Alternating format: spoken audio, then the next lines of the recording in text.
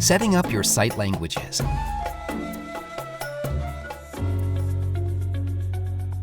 Wishtrip allows you to create your site in multiple languages. Multilingue. Mnogie języków.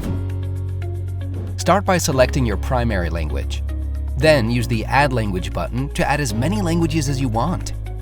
Remember, you can always add more languages later. Your site will automatically appear in the user's own language if their phone's language preferences match one of the languages you've added here. If not, the site will default to whichever language you've selected as default. You can change your default language by clicking on the Make Default button underneath your preferred language. Tip: although you can add as many languages as you want, you'll not be able to publish your site until you've added content in all your selected languages.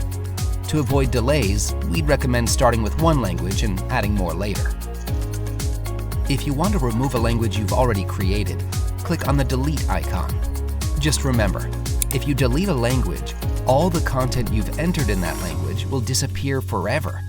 Don't worry, we'll pop you up a pop-up to remind you first.